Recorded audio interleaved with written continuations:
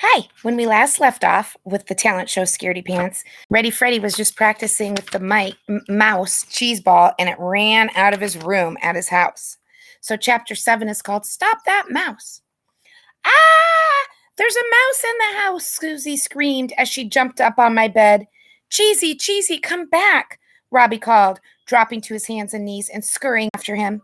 I ran over to the bed and covered Susie's mouth with my hand. Shh, I said. It's just Cheesy, Robbie's pet mouse. You will be grounded for life if Mom sees that disgusting thing, she said through my hand.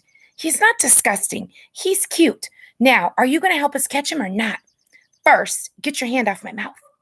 I dropped my hand. What's in it for me? Susie asked. I don't know. I'll let you be the boss of the remote control for a week.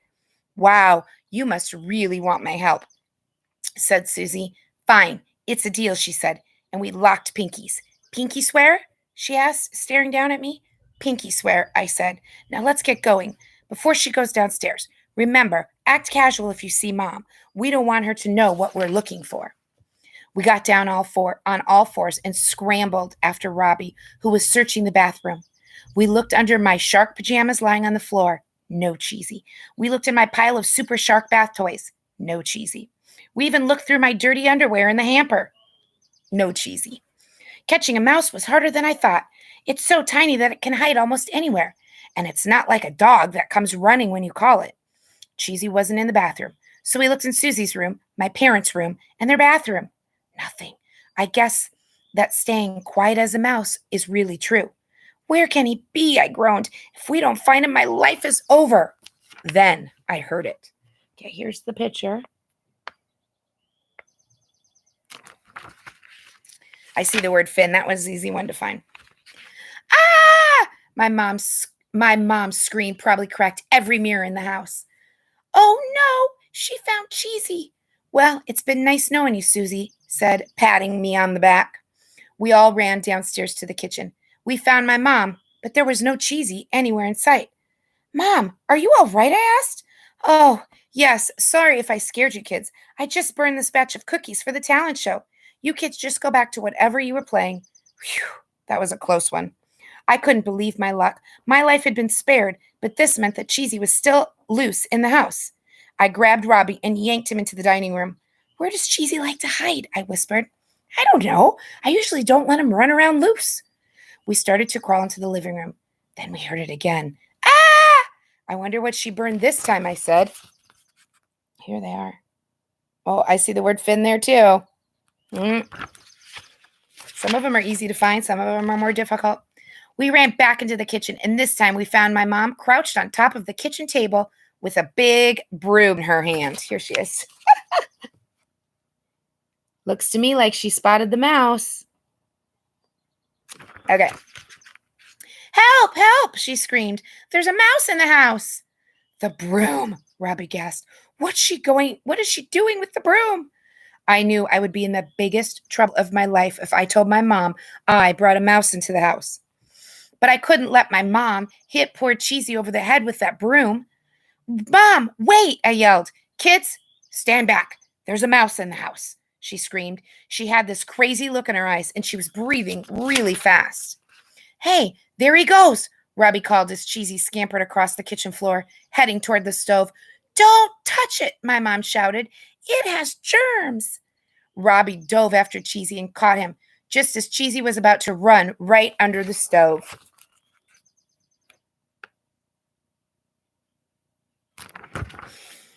Put that down! Put that down, my mom yelled, panting. It's okay, Mrs. Thresher, Robbie said, holding Cheesy in the palm of his hands. He belongs to me. He what? She stammered. He belongs to me. He's my pet mouse, Cheesy, and he's harmless. My mom slowly climbed down off the kitchen table. Well, I guess we found him, I said. Freddie, what in the world is going on here? My mom asked. I demand an explanation right this minute. This should be good, Susie muttered under her breath. I stammered. Freddie Allen Thrasher, if you don't answer me this instant, then you will be punished like you've never been punished before, and I'm not playing games. I burst into tears. I'm sorry, Mom, I sobbed. It's just that, Max, I'm a loser. No talent, magic, with a mouse, Freddy the Great. Freddy, you need to stop crying and take a deep breath. I can't understand a word you are saying. Mrs. Thresher, may I please say something? Robbie asked. Of course, Robbie. Max has been teasing Freddy an awful lot lately, so Freddy thought Max might leave him alone if he did a really cool magic trick at the talent show. Yeah, Mom, I said, sniffling. I wanted to pull a real rabbit out of a hat, but I don't have a real rabbit. So I asked Robbie if I could borrow Cheesy. Please don't be mad, Mom. I wanted Max to think I was Freddy the Great, not Freddy the Loser. Oh, Freddy, my mom said, pulling me onto her lap and giving me a hug. You're not a loser. To me, you will always be Freddy the Great. You mean you're not going to punish him? Susie asked. I glared at Susie and mouthed the words, thanks a lot. I didn't say that, my mom continued. Freddy, I'm still angry about the fact that you went behind my back and brought an animal into the house without asking me first. Here she is hugging him. I know, Mom. I'm sorry. I promise I won't ever do it again. That's it? Susie whined. He doesn't get any consequences? Are you his mother? Last time I checked, you were his sister, not his mother, my mom said. This is not your business. But one more word from you, Susie, and you will be punished. Susie turned and stomped off in a huff. The deal's off, I called after her. Come on, Robbie, I'll take you and Cheesy home, my mom said. And do me a favor. Don't ever bring this thing into my house again. Chapter 8 is called Grandpa the Great. I did lose my TV privileges for 2 weeks because I had a mouse in the house. And I had to promise my parents that I would not do a trick that involved any kind of live animals.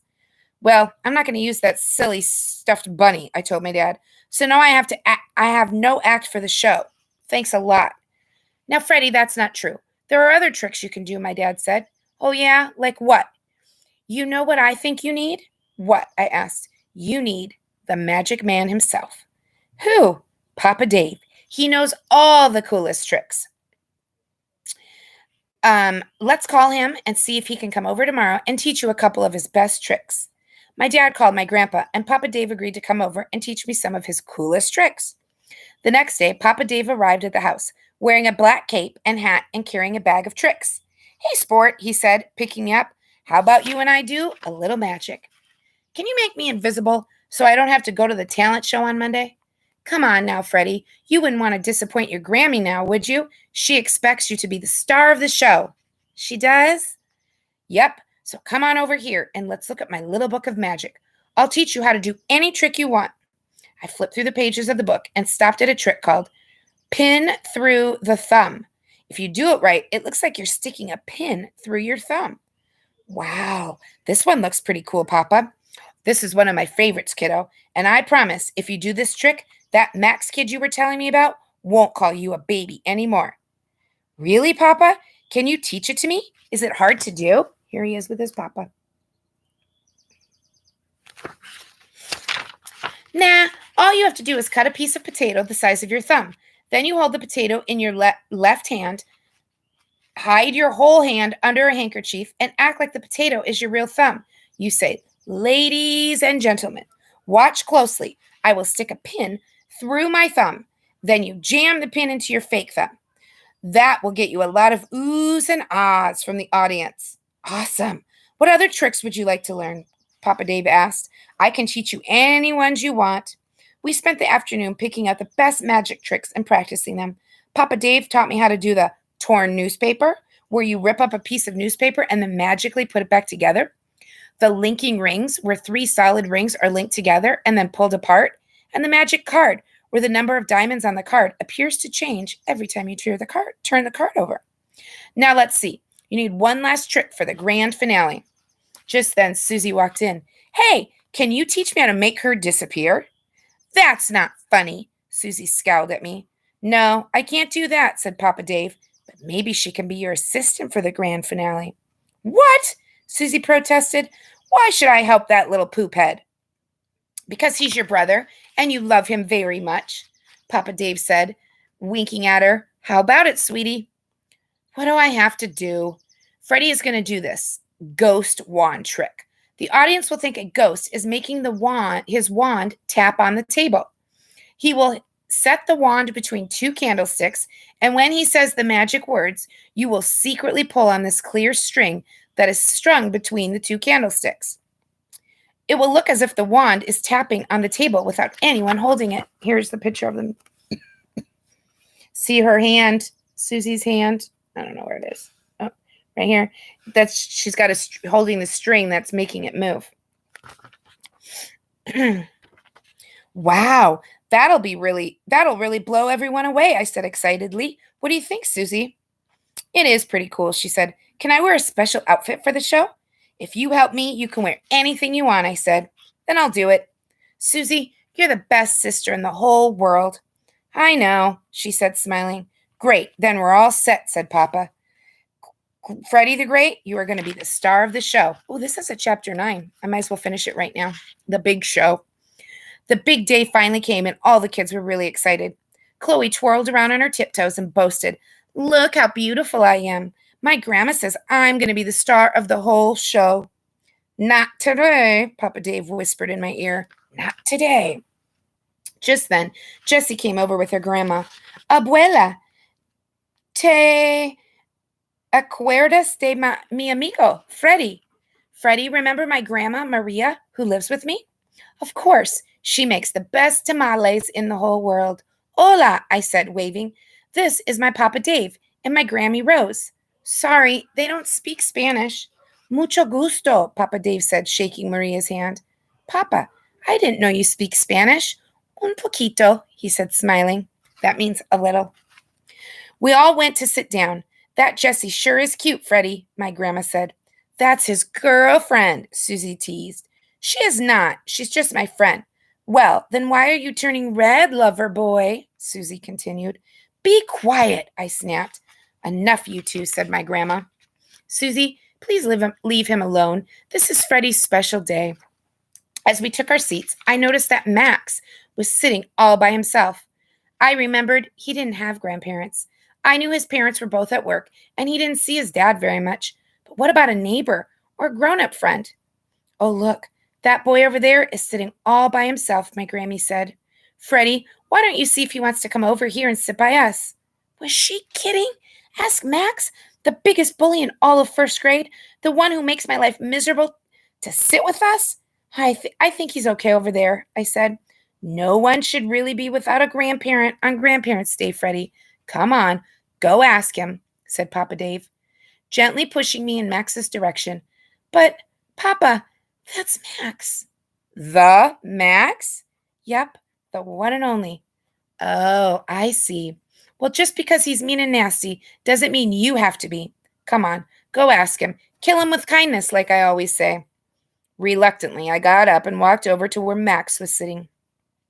Yeah, what do you want, loser? Max mumbled without looking up. I was wondering if you wanted to come sit with me and my papa and Grammy. Ha ha! Very funny, but I'm not in the mood for jokes right now, Max said. All of a sudden, I felt sorry for him. He seemed really sad. He does look sad, huh? No, I mean it. I'm not kidding. Why don't you come over and sit with us? You can pretend that my grandparents are your grandparents today. He looked up. You mean it? He asked. Yeah, come on. The two of us walked over to where Susie and my grandparents were sitting. Well, this must be Max, Papa Dave said. Nice to meet you, Max. How would you like to be my grandson for today? I couldn't believe it. I think I actually saw Max smile. Sure, thanks, he said, sitting down next to us. You really are Freddie the Great, my papa whispered in his ear, and I love you. Just then, Miss Wishy said, Okay, everyone, please sit down. I'd like to welcome you all to Room 3's annual Grandparents' Day Talent Show. We certainly have a talented group of children here. I know you're really going to enjoy yourselves. First, I'd like to introduce Max Seller, who will play the bongos for you. Yay, Max, my papa yelled out. Show him what you've got. Wow, I was shocked. Max was actually a really good bongo player. When he was finished, everyone clapped wildly. That was great, Max, my papa said. Thanks, he said, and his lips curled slightly at the corner. Here he is. I see the word fin on this page, too. Next, Chloe went, and I'm happy to say she fell right on her butt. Serves her right for all that bragging. Jessie, oh, and here she is. And I can find Finn on there too. It's pretty easy to find. Jessie did the flamenco like a pro, and she did look pretty in her ruffled dress. Bravo, bravo, mi musia. Munesa. I hope I'm saying that right. Her grandma called, tossing a flower onto stage. Robbie walked on stage wearing one of those funny things that make you look like you have an arrow through your head.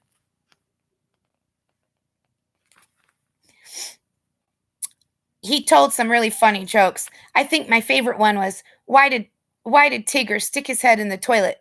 Because he was looking for poo, like Winnie the Pooh. Eventually, it was my turn, and now Freddie Thresher will perform some magic for us, Mrs. Wishy said. Break a leg, Tiger, my papa whispered. As I stood on stage, I performed all my tricks perfectly. Then it was time for the grand finale. And now I needed my assistant Susie to come up and help me with this last trick. She will hold these 2 candlesticks.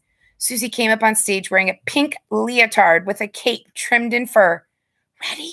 I mouthed. Ready, she mouthed back, giving me a thumbs up. You can do this. Ladies and gentlemen, this trick is called the ghost wand. I will place this wand in between these 2 candles, and when I say the magic word, it will appear to move on its own. Watch closely. Abracadabra. Ghost of first grade past, come and tap this wand. Susie gently pulled on the string, and the wand started tapping on the table. Oohs and ahs filled the room. Wow, said Max. How'd you do that? How do you do that? The kids and their grandparents jumped to their feet and gave me a standing ovation. When I got back to my seat, Grammy Rose hugged me. You were the star of the show, she gushed. I'm really proud of you, Freddie, Papa Dave said, patting me on the back. Yeah, said Max, you were really great. You mean you don't think I'm a loser? I asked, astonished. No loser could do tricks like that, man. I turned and smiled at Papa Dave, and he winked at me. Now, he could just teach me how to make Susie disappear.